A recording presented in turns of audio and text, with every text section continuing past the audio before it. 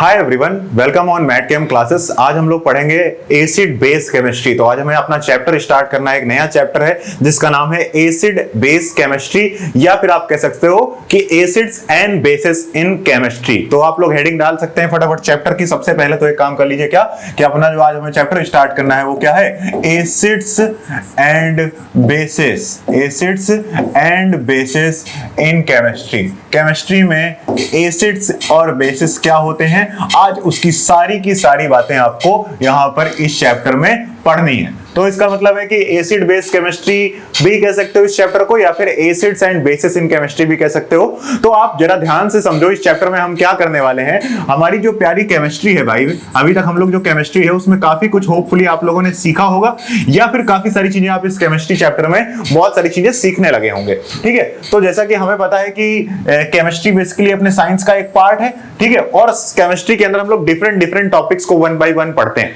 जैसे physical chemistry में कुछ फिजिकल प्रॉपर्टीज ऑफ रिएक्शंस के बारे में पढ़ते हैं। ऑर्गेनिक रिएक्शंस जो स्पेशली होती हैं, जिनमें ऑर्गेनिक कंपाउंड्स या फिर जिन्हें कहें कार्बन कंटेनिंग कंपाउंड्स, ऐसे कंपाउंड्स की स्टडी हम लोग ऑर्गेनिक केमिस्ट्री में पढ़ते हैं। इनऑर्गेनिक केमिस्ट्री में हम लोग क्या करते हैं कि एटॉमिक रेडियस, केमिकल बॉन्डिंग, इन सब चीजों के बारे में अलग अलग पार्ट्स में हम लोग क्या करते हैं, केमिस्ट्री के अलग अलग फीचर्स को पढ़ते हैं। तो इसी तरीके से केमिस्ट्री में कुछ कंपाउंड्स होते हैं, या फिर हम कह सकते हैं कि हमारे जो कंपाउंड्स हैं केमिस्ट्री में, जो बेसिकली हमारे पास कंपाउंड्स होते हैं, even other compounds are also there, उन जिन्हें हम लोग एसिड और बेस की कैटेगरी में भी क्या कर सकते हैं, डिवाइड कर सकते हैं। There are some probabilities that we can differentiate our compounds as acids and bases. मतलब क्या है कि कुछ ऐसी प्रोसेसेस थी, कुछ ऐसे फिनोमेन थे हमारी केमिस्ट्री में, जिनके आधार पर हमें कंपाउंड्स को एक नए आधार पर, एक नए तरीके से कंपाउंड को क्या करना पड़ा, डिवाइड करना पड़ा, उन्हें डिफरेंशिएट करना पड़ा। और उसी के आधार पर हम लोगों ने अपने कंपाउंड्स को क्या किया, एसिड और बेसिस में क्या किया, डिफरेंशिएट करना स्टार्ट किया। ये कहानी स्टार्ट हुई आर्हीनियस के द्वारा। इवन इससे पहले भी, इवन आर्हीनियस से पहले भी, बहुत पहले, जब हम लोग जैसे कि वॉशिंग पाउडर यूज करते थे, ऐसे बहुत सारी चीजें थी जिन्हें हम लोग as a acid base compounds की तरीके यूज करते थे, लेकिन हम उन्हें स्पेशली हम उन्हें एसिड या बेस नेम से हमने उन्हें कैटेगराइज नहीं किया था।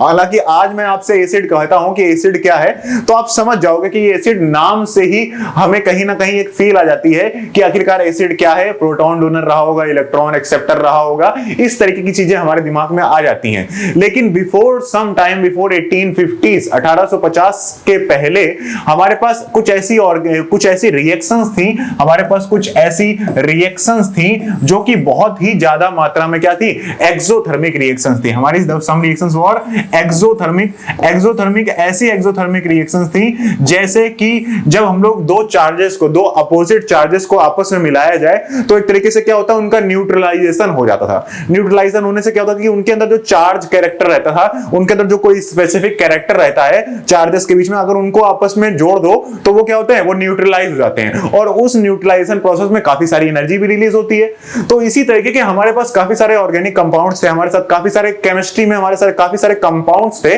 जिन्हें हम लोग क्या करते थे, जब आपस में मिलाते थे तो वहां पर क्या होती थी, न्यूट्रलाइजेशन प्रोसेस होती थी। क्या होती थी, न्यूट्रलाइजेशन प्रोसेस होती थी, और काफी मात्रा में हमारी एनर्जी भी बाहर हमें मिलती थी। तो इस तरीके के कंपाउंड्स को सबसे पहले कैटेगराइज करना शुरू किया गया आर्हीनियस के द्वारा। ठीक है, तो इन्हीं प्रोसेस के आधार पर सबसे पहले कंपाउंड्स को डिवाइड किया गया एसिड बेस में। ठीक है, तो इन सारी चीजों में इसका मतलब क्या है कि हमने ऑर्गेनिक केमिस्ट्री में अपने कंपाउंड्स को एसिड और बेसिस के आधार पर क्या किया, डिफरेंशिएट करना शुरू किया गया। तो इसका मतलब है हमारे जो ये कंपाउंड्स हैं, जो हमारे पास कंपाउंड्स हैं, उन्हें हम दो पार्ट्स में डिवाइड कर सकते हैं अपनी केमिस्ट्री में। तो the compounds can be divided in two parts, और एक पार्ट को क्या कहा गया, एसिड कहा गया, कि some compounds are regarded as acids and some compounds were regarded as bases. ठीक है, तो फर्स्ट टाइम जब एसिड बेस कॉन्सेप्ट थ्योरी आई, तो सबसे पहले जो हमारी सबसे पहली फेमस थ्योरी थी, डिफरेंट काइंड ऑफ थ्योरीज लगातार आती रही, लगातार डिफरेंट काइंड ऑफ थ्योरीज आती रही कि एक एसिड क्या है, एक बेस क्या है, और उसके आधार पर लगातार मॉडिफिकेशंस होते रहे एसिड बेस थ्योरी में, और उन्हीं को हमें वन बाय वन कॉन्सिक्वेंसली पढ़ना है कि आखिरकार क्या होता है एसिड, और उसके बाद हमें एक जनरलाइज पॉइंट निकालना है कि बेसिकली एक्चुअली एसिड्स होते क्या हैं। तो इनके आधार पर मैं आपको वन बाय वन कुछ एक स्टार्टिंग का सिनेरियो दिखाता हूं कि ये कंपाउंड में बेसिकली आपका इस चैप्टर में क्या क्या आपके सामने आने वाला है एक एक करके। तो सबसे पहली बात तो यहां पर हम जो ऑर्गेनिक एसिड बेसिस को पढ़ेंगे, ये एसिड बेसिस में मैं आपको सारे एसिड बेस कवर कराने की कोशिश करूंगा, भले वो ऑर्गेनिक केमिस्ट्री के हो, इनऑर्गेनिक केमिस्ट्री के हो, या फिर आपके फिजिकल केमिस्ट्री में अगर कोई स्पेशली डाई या फिर कोई स्पेशली कोई भी कैटलिस्ट या फिर कोई भी चीज है, पूरी की पूरी केमिस्ट्री के अंदर जो एसिड और बेस कैटेगरी है उसको हम लोग इस चैप्टर में डिफरेंशिएट करेंगे, इस चैप्टर में उन्हें कैरेक्टराइज करेंगे, उनकी डिफिनेशंस को समझेंगे और उनकी एक्चुअल प्रॉपर्टीज को समझेंगे। होपफुली आपको ये सभी चीजें क्लियर हो गई होंगी। तो स्टार्ट करने जा रहे हैं हम लोग अपना chapter acid and basis in chemistry, और मैं आपको एक बार एक पूरा का पूरा ओवरव्यू दिखाता हूं इस चैप्टर को कि आखिरकार किस तरीके से एसिड बेस्ड केमिस्ट्री में हमारी नई नई थ्योरीज आई और क्या जनरलाइजेशन पॉइंट रहा होगा, आखिरकार होता क्या है एसिड। आपको ध्यान नहीं रखना है कि इस थ्योरी के आधार पर क्या होता है, उस थ्योरी के आधार पर क्या होता है, इस थ्योरी के आधार पर क्या होता है, आपको रियल में पता होना चाहिए कि एसिड एंड बेसिस क्या होते हैं। उससे पहले मैं आपको बताता हूं कि सबसे पहले एक थ्योरी आई थी आर्हेनियस के द्वारा, ठीक है, आर्हेनियस सर के द्वारा एक थ्योरी आई एसिड एंड बेसिस की। तो there were different kind of theories regarding acid and bases, so we will study one by one and then we will generalise it in this lecture and then we will study them in details one by one. Okay, this point is clear. So Arrhenius ने सबसे पहले क्या बोला था कि हमारे पास कुछ जो कंपाउंड्स होते हैं उन कंपाउंड्स में हाइड्रोजन कंटेनिंग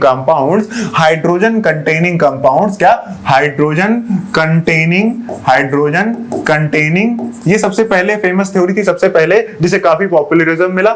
सबसे पहले क्या था, हाइड्रोजन कंटेनिंग कंपाउंड्स, ऐसे हाइड्रोजन कंटेनिंग कंपाउंड्स जो एक्वस सॉल्यूशन में अगर उन्हें डाला जाए, किस सॉल्यूशन में डाला जाए, एक्वस सॉल्यूशन में अगर उन्हें डाला जाए तो आयनाइजेशन के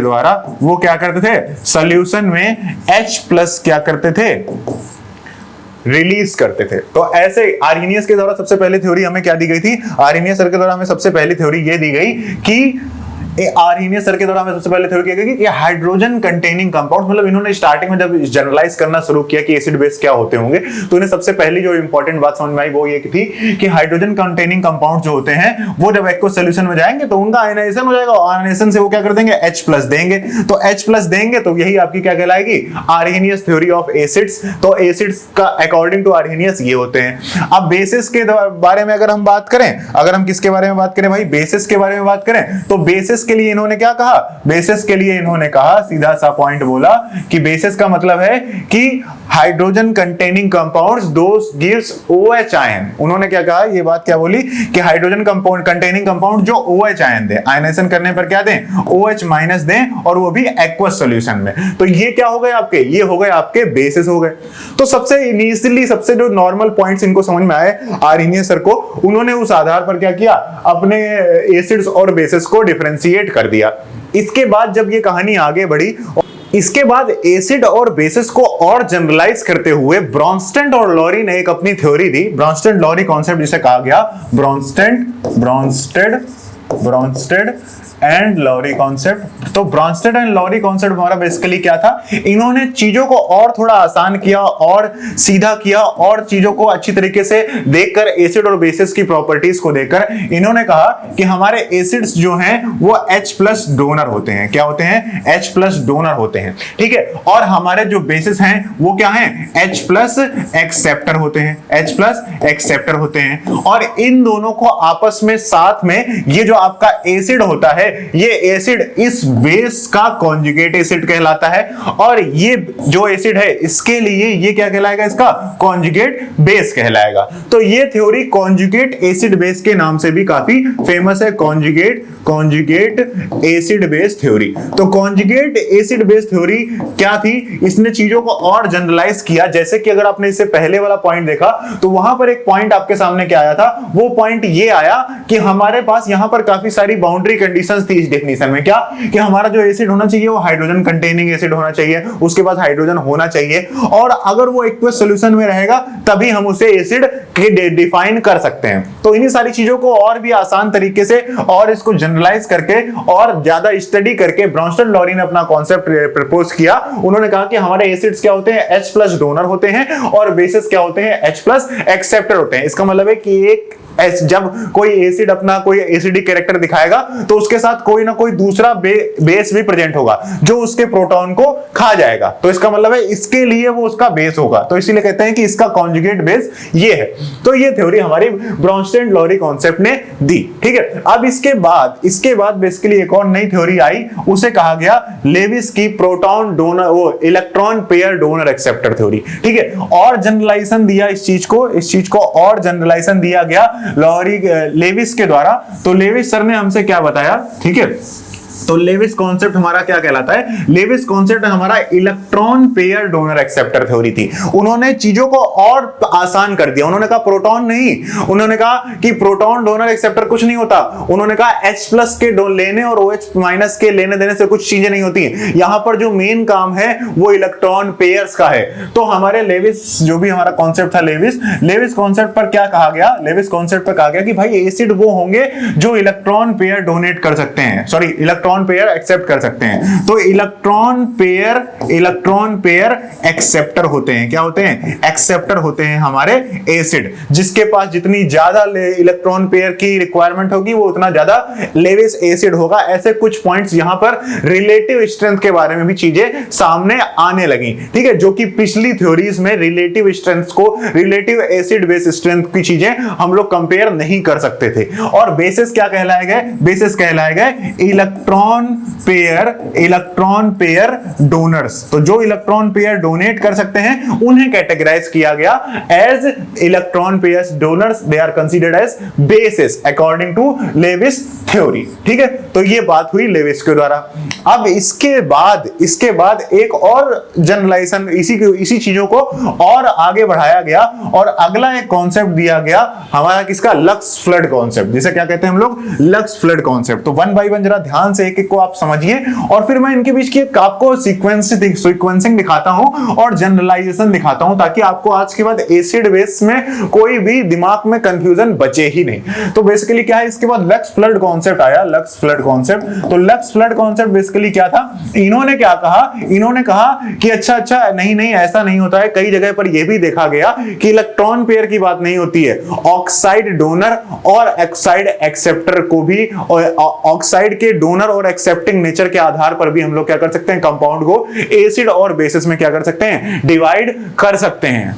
तो इस लक्स फ्लड कॉन्सेप्ट के आधार पर हमारे जो एसिड्स होते थे, they can accept oxide ions. तो इनके आधार पर ऑक्साइड आयन अगर कोई एक्सेप्ट कर सकता है, ऑक्साइड आयन का मतलब हो गया क्या, O2-। तो ऑक्साइड आयन एक्सेप्टर क्या होते हैं, ऑक्साइड आयन एक्सेप्टर हमारे बेसिकली क्या होते हैं, हमारे एसिड्स होते हैं। और ऑक्साइड आयन डोनर, और हमारे यहां पर जो ऑक्साइड आयन डोनर्स होते हैं वो कैसे कंसीडर किए जाते हैं, वो कंसीडर किए जाते हैं एज अ बेस। क्या कंसीडर किए जाते हैं, as a base. Oxide ion donor हमारे क्या कहलाएंगे, बेस कहलाएंगे। तो ये लक्स फ्लड कॉन्सेप्ट थ्योरी भी क्या हुआ, कई कंपाउंड्स को, एसिड और बेस को डिफाइन करने में सही हो गई।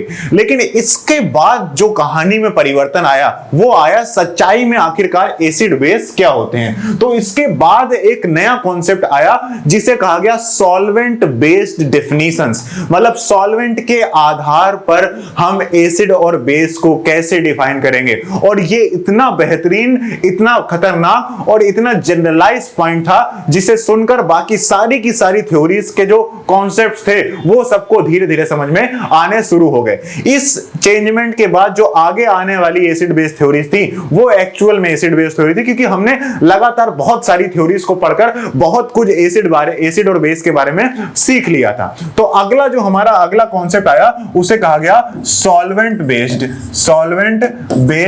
डेफिनेशंस या फिर सॉल्वेंट बेस्ड डेफिनेशन। तो सॉल्वेंट बेस्ड डेफिनेशन क्या थी, सॉल्वेंट बेस्ड डेफिनेशन आप अभी मैं आपको बताऊंगा तब आप कहोगे oh my god this is the real definition of any acid and base. According according to this definition कि जब भी किसी सॉल्वेंट में हम किसी कंपाउंड को यूज कर रहे होते हैं, जिस सॉल्वेंट में हम अपने किसी कंपाउंड को डाल रहे होते हैं, तो सॉल्वेंट के आधार पर डिफरेंट काइंड ऑफ नेचर्स दिखा सकता है हमारा कंपाउंड। हमारा जो कंपाउंड है उसकी डिफिनीशन एसिड है कि बेस, वो हम लोग उसके सॉल्वेंट के आधार पर ही बता सकते हैं, जो कि बहुत सारे एसिड बेस कैरेक्टर, बहुत सारे कंपाउंड के एसिड बेस कैरेक्टर्स को देखकर समझी गई थी। तो अकॉर्डिंग टू दिस डिफिनीशन, ये डिफिनीशन हमसे क्या कही गई? इस डिफिनीशन ने कहा कि जो हमारा सॉल्वेंट होता है भाई, सॉल्वेंट में क्या होता है? सॉल्वेंट में होता है ऑटो आयनाइजेशन। क्या होता है? Auto ionisation. Every solvent shows the auto ionisation process. मतलब जैसे कि अगर हम लोग वाटर की बात करें तो वाटर क्या है? आपका H2 है, तो H2 ऑटो आयनाइज हो सकता है। H2 क्या हो सकता है? ऑटो आयनाइजेशन का मतलब है कि यहां पर H2 के साथ दूसरा H2 आया और ये एक दूसरे में ही क्या हो गया? आयनाइज हो गया, और यहां पर आपके पास क्या बन के आया? H3O+ बनकर आ गया, H3O+ बनकर आ गया, मतलब कि एक इसको H+ दे दिया और एक OH- आपका बाहर रह गया। ठीक है, तो इस तरीके से क्या, इसे हम क्या कहेंगे? इसे कहेंगे auto ionisation of any solvent.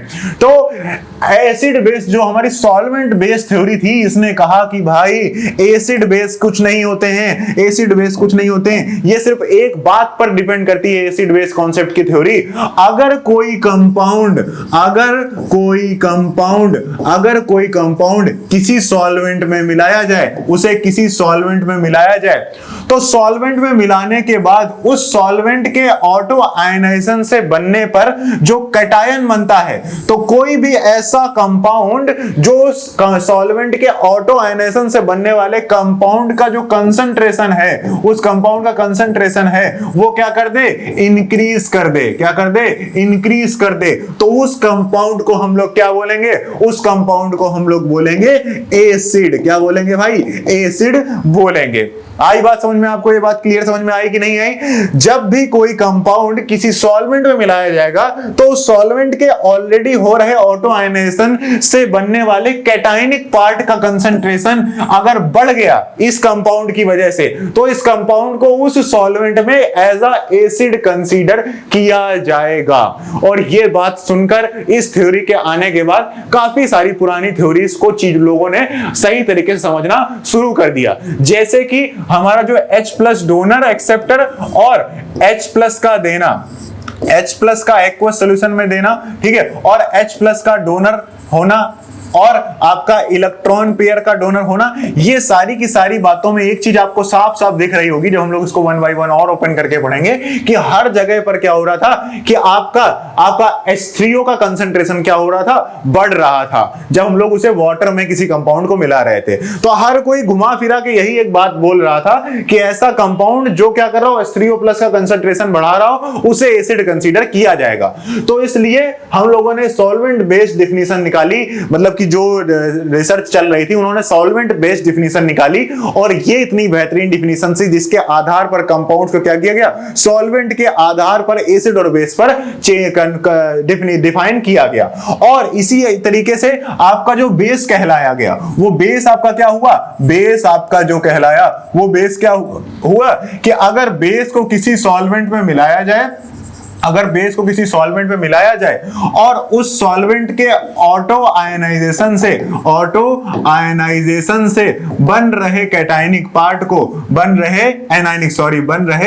Anionic part को, अगर किसी कंपाउंड में, किसी सॉल्वेंट में, अगर किसी कंपाउंड को, ये बेसिकली पहले तो आपका कंपाउंड ही रहा होगा, और किसी कंपाउंड को अगर किसी सॉल्वेंट में मिलाया जाए और उससे होगा क्या? उससे ये हो कि वो सॉल्वेंट के ऑटो आयनाइजेशन से बन रहे एनायनिक पार्ट का concentration due to solving this compound in this solvent, इसका कंसंट्रेशन क्या हो जाए? इंक्रीज हो जाए। इसका कंसंट्रेशन क्या हो जाए? इंक्रीज हो जाए। तो इस कंपाउंड को इस सॉल्वेंट में क्या बोला जाएगा? इसे बेस बोला जाएगा। तो ये एक बहुत ही बेहतरीन तरीके का आपका सॉल्वेंट बेस्ड डिफिनीशन आई। ठीक है, अब सॉल्वेंट बेस्ड डिफिनीशन का मतलब समझना, इसका मतलब है कि अगर आपने किसी कंपाउंड को, अगर आपने किसी कंपाउंड को मान लीजिए वाटर की जगह CH3COH में डिसॉल्व किया, तो CH3COH का ऑटो आयनाइजेशन कैसे होता है? CH3COH प्लस CH3COOH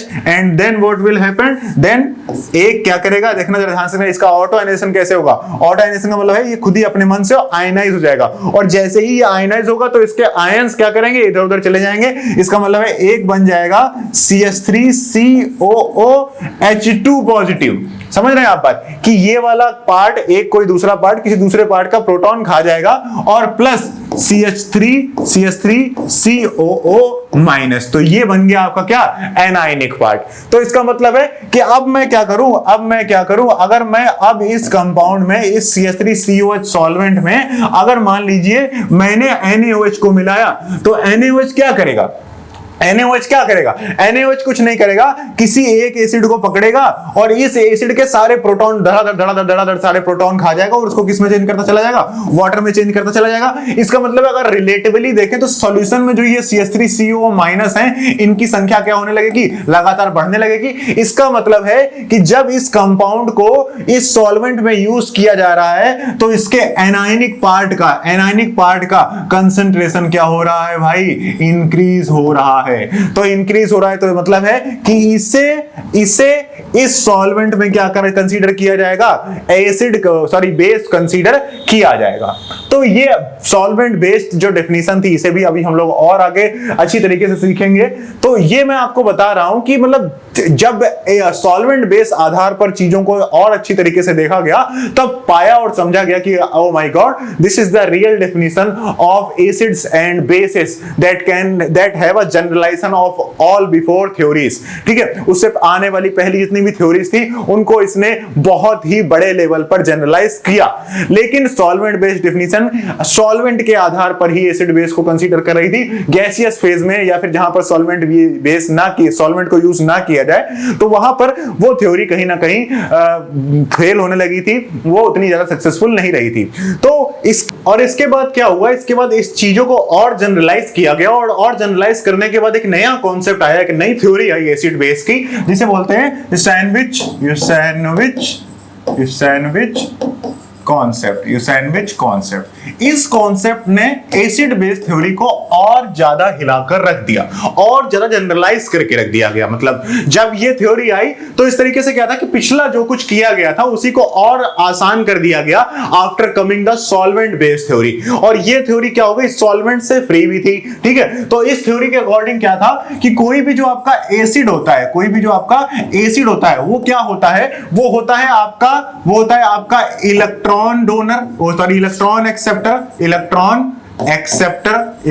एक्सेप्टर, कोई इलेक्ट्रॉन एक्सेप्टर हो सकता है आपका एसिड। ठीक है, या फिर आपका कोई एनायनिक एक्सेप्टर, तो कोई एनायनिक एक्सेप्टर भी आपका क्या हो सकता है? एसिड हो सकता है, या फिर कोई कैटायनिक डोनर, इन तीनों में से अगर कोई भी प्रॉपर्टी है आपके गिवन कंपाउंड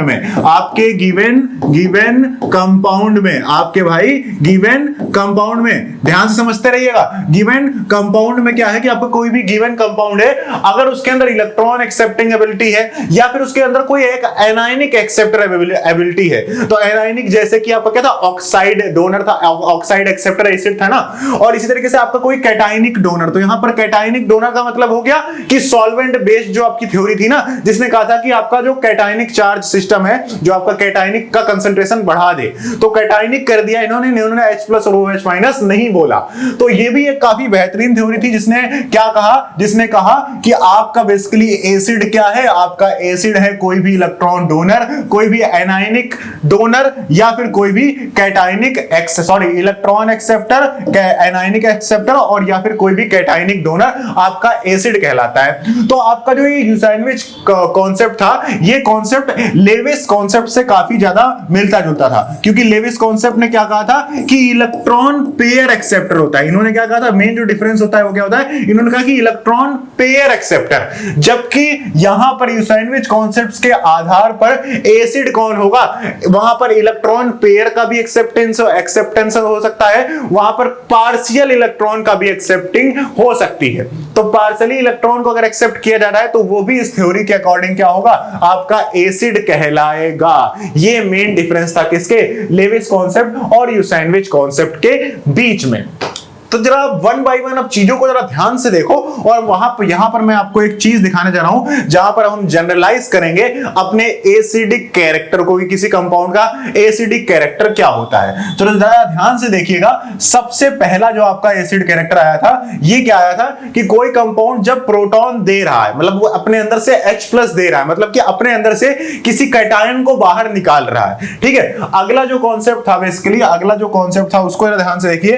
अगले कॉन्सेप्ट में क्या गया, अगला कॉन्सेप्ट भी इसी बात से रिलेटेड था कि वहां पर कैटायन डोनेशन हो रहा है, मतलब कि इस कंपाउंड के अंदर कोई ना कोई कैटायनिक कैरेक्टर रहा होगा, तभी तो वो कैटायन बाहर दे रहा होगा। ठीक है, अगला जो इसका जनरलाइजेशन था वो था क्या, इलेक्ट्रॉन पेयर एक्सेप्टर। तो इसका मतलब भी है कि उसके अंदर कोई ना कोई कैटायनिक जो नेचर रहा होगा, इसी वजह से वो क्या कर रहा है, इलेक्ट्रॉन पेयर को एक्सेप्ट कर रहा है। इसी तरीके से अगर वो ऑक्साइड एक्सेप्ट कर रहा है तब भी कैटायनिक पॉइंट है यहां पर।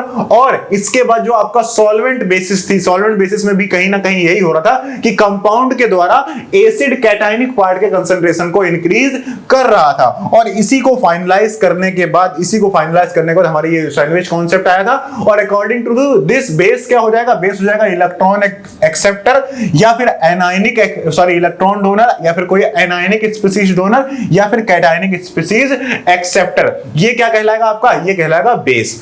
तो इसी के आधार पर अब हम भैया जनरलाइज कर सकते हैं, क्या कर सकते हैं, जनरलाइज कर सकते हैं अपने कंपाउंड्स को। और कंपाउंड्स को जनरलाइज करने के लिए अब आपको जनरलाइजेशन समझाता हूं मैं, क्या कि किस तरीके से सारे के सारे एसिड और बेस को जनरलाइज किया सकता है। तो आप लिख सकते हैं क्या, generalisation of acid base concept, acid base concept की एसिड बेस का कॉन्सेप्ट का जनरलाइजेशन क्या है। तो जनरलाइजेशन ये है कि किसी भी स्पीसीज का, किसी भी कंपाउंड का जो उसका पॉजिटिव नेचर होता है, जो उसका पॉजिटिव कैरेक्टर होता है, किसी भी कंपाउंड का जो पॉजिटिव कैरेक्टर होता है, क्या होता है भाई, पॉजिटिव कैरेक्टर होता है, वो पॉजिटिव कैरेक्टर ही उसका एसिडिक कैरेक्टर रिलेटिव होता है। उसका जो पॉजिटिव कैरेक्टर है, उसके जो पॉजिटिविटी का कैरेक्टर है कि उसके अंदर कितनी इलेक्ट्रॉन डिफिशियंसी है, वो कितने H+ दे सकता है। तो हम ये कह सकते हैं किसी कंपाउंड के अंदर जो उसका पॉजिटिव कैरेक्टर होता है वही उसके एसिडिक कैरेक्टर को रिप्रेजेंट करता है। वही क्या करता है भाई, उसके एसिडिक कैरेक्टर को रिप्रेजेंट करता है। और जो आपके बेसिस होते हैं कंपाउंड में, ये एसिडिक कैरेक्टर इसको दिखाएगा। और कंपाउंड के अंदर जो उसका निगेटिव कैरेक्टर होता है, निगेटिव कैरेक्टर का मतलब negative oxidation state, extra electron density. तो जो उसका निगेटिव कैरेक्टर होता है भाई, निगेटिव कैरेक्टर ही आपका क्या कहलाता है, निगेटिव कैरेक्टर ही आपका क्या कहलाता है, बेसिक कैरेक्टर। क्या कहलाता है उसका, बेसिक कैरेक्टर कहलाता है। तो ये हम जनरलाइज कर सकते हैं सारे के सारे एसिड बेस थ्योरीज के रिगार्डिंग। कि तो अब आपको समझ में आ गया होगा कि एसिड बेस कॉन्सेप्ट क्या होता है, एक्चुअली एसिड और बेसिस होते क्या हैं, इसका आपको एक जनरलाइजेशन समझ में आ गया, सारी थ्योरीज का सीक्वेंस समझ में आ गया।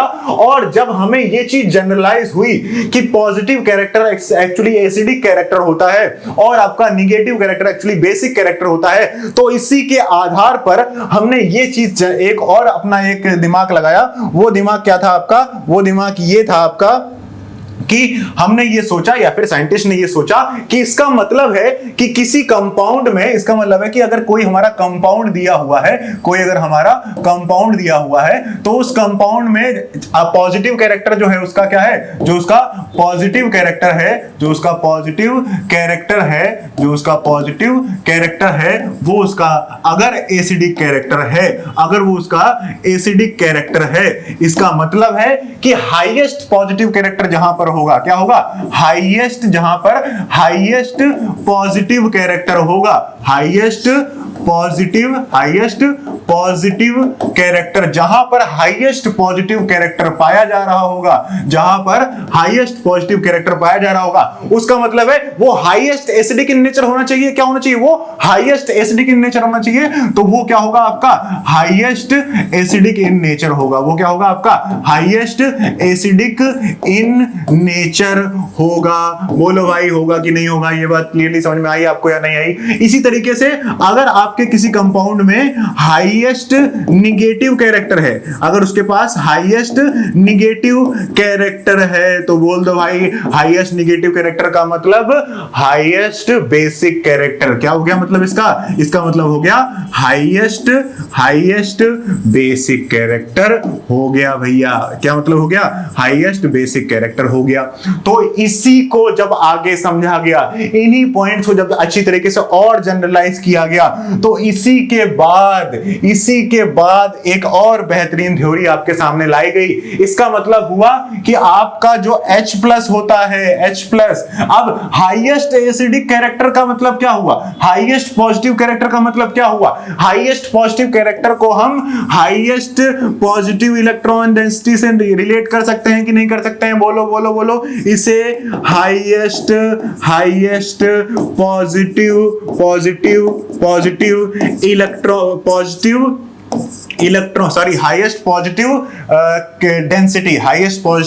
डेंसिटी से रिलेट कर सकते हैं कि नहीं कर सकते हैं? और अगर हाईएस्ट पॉजिटिव डेंसिटी का मतलब होगा किसी कंपाउंड के पास, जिसके पास जितनी हाईएस्ट पॉजिटिव डेंसिटी होगी वही उतना ज्यादा हाईएस्ट एसिडिक इन नेचर में होगा। तो अगर मैं आपसे कहूं, अगर मैं भाई आपसे यहां पर एक बात कहूं, जरा ध्यान से समझना यहां पर, अगर मैं आपसे कहूं कि H+ जो है आपका प्रोटॉन है, बताओ इससे ज्यादा कहीं पर हाईएस्ट पॉजिटिव इलेक्ट्रॉन डेंसिटी हो सकती है? हाईएस्ट पॉजिटिव चार्ज डेंसिटी कहीं पर हो सकती है? तो पॉजिटिव चार्ज डेंसिटी लिख सकते हो। इसे क्या लिख सकते हो, पॉजिटिव चार्ज डेंसिटी। तो हाईएस्ट पॉजिटिव चार्ज डेंसिटी बताओ इससे ज्यादा कहीं पर हो सकती है H+ से ज्यादा? इसका मतलब हुआ कि आपका जो H+ होता है, जो आपका क्या होता है, H+ होता है, ये H+ क्या होता है, ये होता है highest acidic in character, highest acidic in character, highest acidic in character. इसीलिए आप H+ को कभी अकेला नहीं पाते हैं, H+ को अकेला कभी नहीं पाएंगे। मान लीजिए गैसियस फॉर्म में आप इसे भले अकेला पा जाएं, लेकिन H+ कभी आपको किसी भी दूसरे कंपाउंड के साथ अकेला इसलिए नहीं मिलता है क्योंकि ये इतना ज्यादा एसिडिक इन कैरेक्टर होता है कि ये इलेक्ट्रॉन पेयर्स से दिख जाए, बस वो नॉन बॉन्डिंग इलेक्ट्रॉन पेयर्स हो या फिर लोन पेयर्स हो, या फिर वो किसी कंपाउंड के पास मान लो एनायनिक स्पीशीज देने की प्रोबेबिलिटी हो, जैसे कि H- कोई दे सकता है, कोई इलेक्ट्रॉन पेयर दे सकता है। तो इसलिए ये कहीं पर भी इलेक्ट्रॉन डेंसिटी देखता है तो तुरंत उसके साथ जुड़कर क्या होता है, अपना पॉजिटिव कैरेक्टर उसको चेंज कर देता है। इसी तरीके से कहीं पर भी आपको H+ दिखेगा तो वो तुरंत उस कंपाउंड में ऐड हो जाएगा और ये बनेगा। तो आपको ये एसिड ऐसा नहीं मिलता है कभी भी, आपको एसिड मिलता है एज NH4+ मिलेगा, आपका एज NH3+ मिलेगा। इस तरीके से ये एसिड आपको हर जगह पाया जाता है। तो जब हम लोगों ने ये चीज देखी कि आपके जो कंपाउंड है, जो आपका कंपाउंड है बेसिकली, वो कंपाउंड में हाईएस्ट इलेक्ट्रॉन पॉजिटिव डेंसिटी या फिर हाईएस्ट पॉजिटिव चार्ज डेंसिटी और चार्ज डेंसिटी के आधार पर जब हम लोगों ने एसिड बेस कैरेक्टर को जनरलाइज करने की बातें शुरू करी, तो यहीं से क्या हुआ, यहीं से कहानी शुरू हुई आपके क्या, hard soft acid base principle की, hard soft acid base principle की। तो इसके बाद ही थ्योरी आई आपकी क्या, कि हार्ड एसिड क्या होते हैं और सॉफ्ट एसिड क्या होते हैं। हार्ड एसिड वो एसिड कहलाए, हार्ड एसिड के बारे में बता रहा हूं, हार्ड एसिड वो एसिड कहलाए जहां पर हाईएस्ट इलेक्ट्रॉन डेंसिटी पाई गई। जैसे कि अगर मैं मेटल्स को ही मैं डिवाइड करूं तो मेटल में क्या होगा, जैसे एल्युमिनियम 3+, तो एल्युमिनियम 3+ पे चार्ज डेंसिटी है और उसके पास d ऑर्बिटल्स नहीं है, तो एक इलेक्ट्रॉन डेंसिटी बहुत ज्यादा है उसमें। अब इसी तरीके से अगर मैं कोई एक ऐसा एसिड ढूंढूं जिसके अंदर पॉजिटिव कैरेक्टर तो है, जिसके अंदर पॉजिटिव कैरेक्टर तो है, लेकिन उसमें d ऑर्बिटल्स आ जाने की वजह से जो उसकी चार्ज डेंसिटी है, बड़ा कंपाउंड हो जाने की वजह से उतनी ज्यादा चार्ज डेंसिटी उस पर नहीं है। तो यहां पर क्या होती है, चार्ज डेंसिटी कम होती है और यहां पर चार्ज डेंसिटी बहुत ज्यादा होती है। तो इस आधार पर हमने चीजों को और जनरलाइज कर देखा और सीखा कि हम अपने एसिड्स को भी हार्ड एसिड्स और सॉफ्ट एसिड्स के आधार पर ब्रेक कर सकते हैं। और तब हमें पाया गया, हमारा जो रूल आया वो क्या आया, हमारा hard soft acid base principle आया। बोलो बात आपको ये क्लियर समझ में आई या नहीं आई? तो अब आप समझ गए होंगे कि क्या है कहानी एसिड बेस की। तो इस तरीके से ये सीक्वेंस था एसिड बेस का, ये सीक्वेंस ही हमें एसिड बेस का समझना था। और अब इसके बाद आपको एक और जनरलाइज पॉइंट मैं बताऊंगा, लेकिन उससे पहले जरा ध्यान से समझो कि एसिड बेस की कहानी है क्या।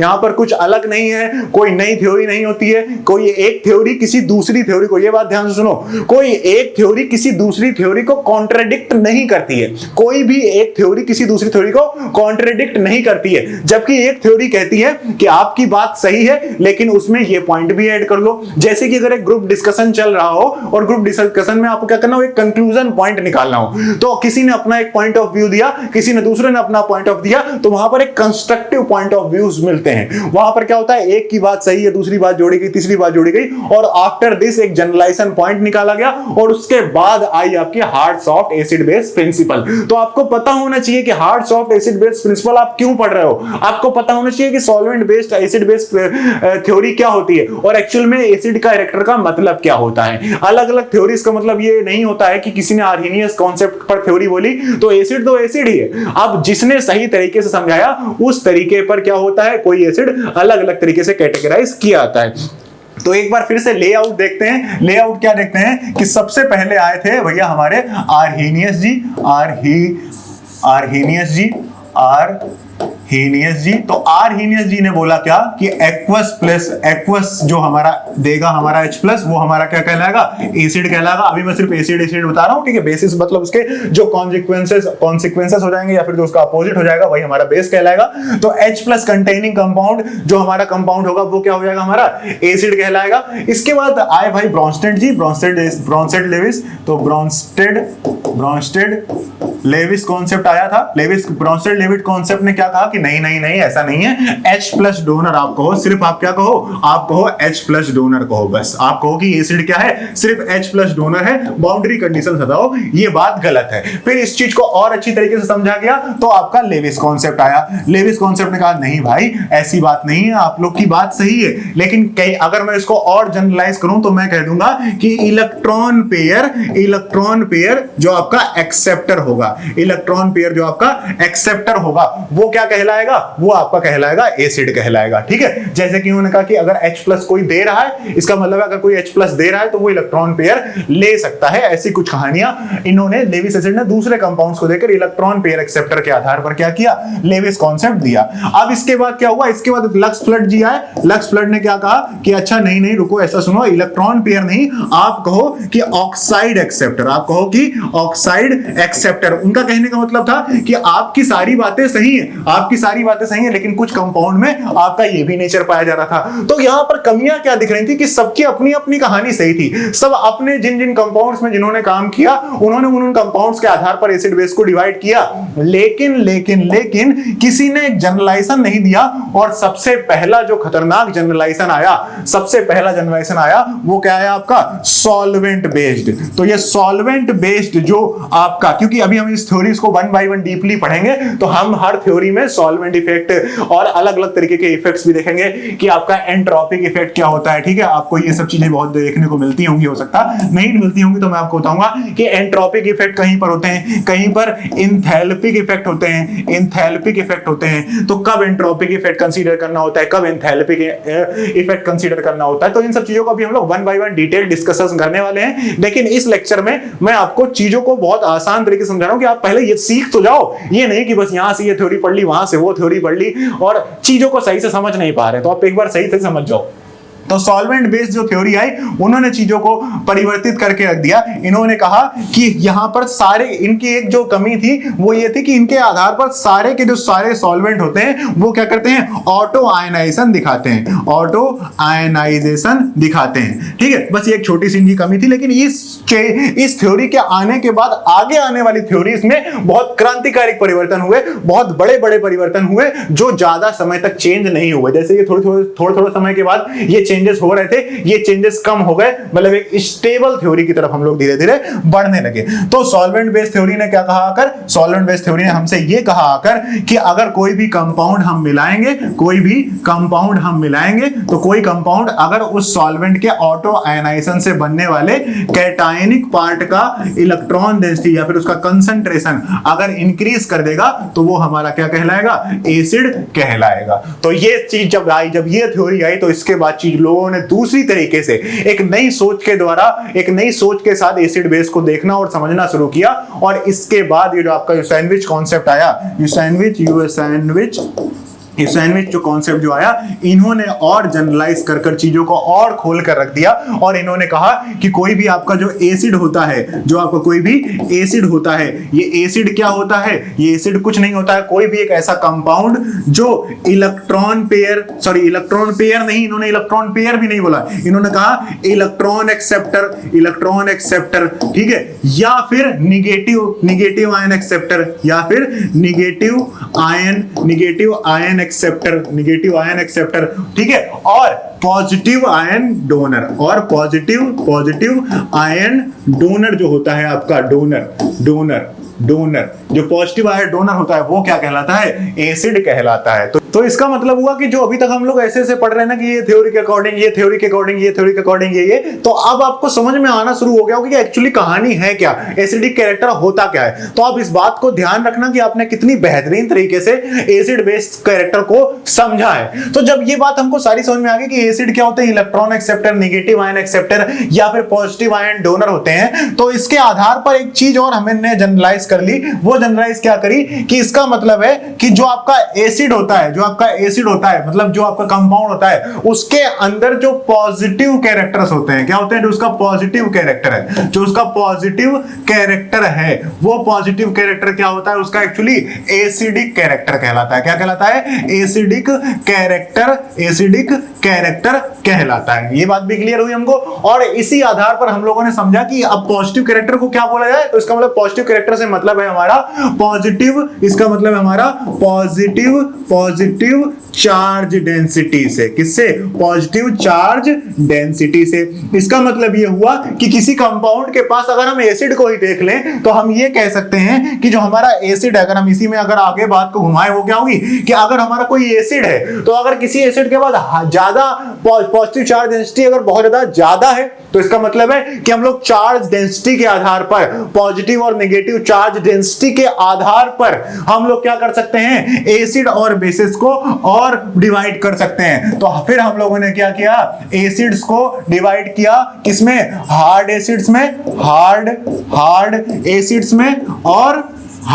में और सॉफ्ट एसिड में। तो हार्ड और सॉफ्ट एसिड का मतलब किस चीज से था, यहां पर इनका मतलब था पॉजिटिव चार्ज डेंसिटी से। ये रिलेटिव, अगर सॉफ्ट कहा जा रहा है इसका मतलब है कि लो पॉजिटिव चार्ज डेंसिटी, लो पॉजिटिव चार्ज डेंसिटी, जिसके अंदर लो पॉजिटिव चार्ज डेंसिटी है वो क्या कहलाएगा, आपका सॉफ्ट एसिड। और जिसके अंदर आपकी high positive charge density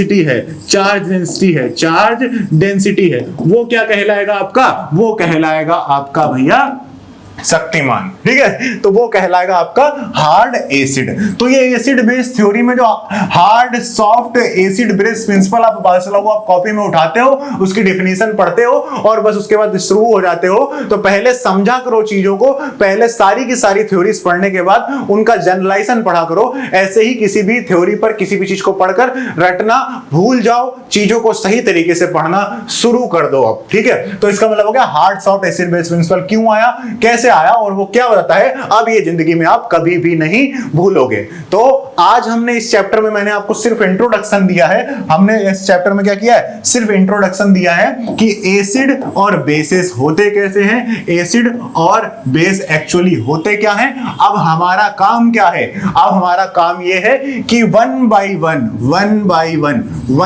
one एक एक थ्योरी को पढ़ेंगे, वन बाय वन एक एक थ्योरी को पढ़ेंगे और उसमें इफेक्ट्स देखेंगे। इफेक्ट क्या देखेंगे, effects on acidic and basic character. Acidic और बेसिक कैरेक्टर में एसिडिक और बेसिक कैरेक्टर में आखिरकार क्या इफेक्ट होते हैं अलग अलग चीजों के, टेम्परेचर से लेकर बॉन्ड लेंथ का, बॉन्ड स्ट्रेंथ का, सॉल्वेंट का, हर चीज का आपको इफेक्ट समझना पड़ेगा।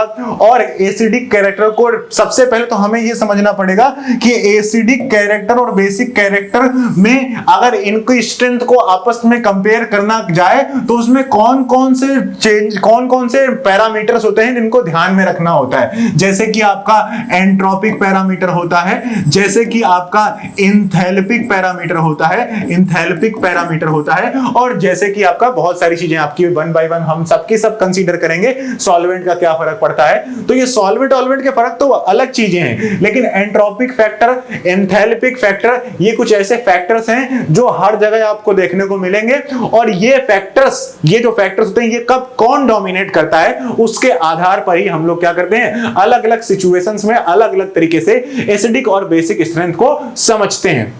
तो आज के लिए लेक्चर के लिए इतना ही। होपफुली आपको एसिड और बेस की कहानी के बारे में पता चला होगा कि एक्चुअली एसिड बेस होते क्या हैं। तो अब इसके बाद जाना और जब अगले लेक्चर में पढ़ाने वाला हूं, अगले लेक्चर पढ़ने से पहले सारे के सारे एसिड बेस कॉन्सेप्ट्स को एक बार ढूंढना, जहां गूगल करके जितने भी थ्योरीज मैंने बताई हैं एक बार हल्का सा खुद पढ़ के आना, आइडिया लगा के आना। और फिर अगले लेक्चर से हम लोग स्टार्ट करेंगे किससे, आर्हेनियस थ्योरी से। किससे, आर्हेनियस थ्योरी से। तो आर्हेनियस थ्योरी तो बस ऐसे ही फर्जी की है, फर्जी की तो क्या है, मतलब अब फर्जी की है, उस टाइम पे काफी इंपॉर्टेंट थी। तो आर्हेनियस थ्योरी क्या है, ठीक है, इसकी क्या मतलब पॉजिटिव पॉइंट्स थे और क्या इसके निगेटिव पॉइंट्स थे, ये सारी की सारी चीजें पता करेंगे। और इसके बाद ऐसे ही वन बाय वन जो स्टार्टिंग वाली थ्योरीज है उनको जल्दी जल्दी पढ़ेंगे। और उसके बाद जो हमारा मेन काम है वो काम क्या है, एसिडिक और बेसिक स्ट्रेंथ को कंपेयर करना और एसिडिक और बेसिक स्ट्रेंथ के आधार पर चीजों को अच्छी तरीके से पढ़ना। तो होपफुली इस लेक्चर के लिए इतना ही। एसिड बेस का इंट्रोडक्शन आपको समझ में आ गया होगा। मिलेंगे अगले लेक्चर में, तब तक के लिए यूं ही जुड़े रहिए मैथकेम क्लासेस से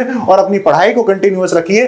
पढ़ाई में कभी भी आपका ग्राफ नीचे नहीं जाना चाहिए, पढ़ाई का जोश आपका हमेशा ऊपर ही जाना चाहिए। जब तक आप उस एग्जाम को जिसके लिए प्रिपरेशन कर रहे हो उसको क्रैक ना कर दो, जब तक आप उन चीजों को सही से सीख ना जाओ। तो बस इस लेक्चर के लिए इतना ही। मिलेंगे अपने अगले लेक्चर में, तब तक के लिए आप सभी का बहुत बहुत धन्यवाद।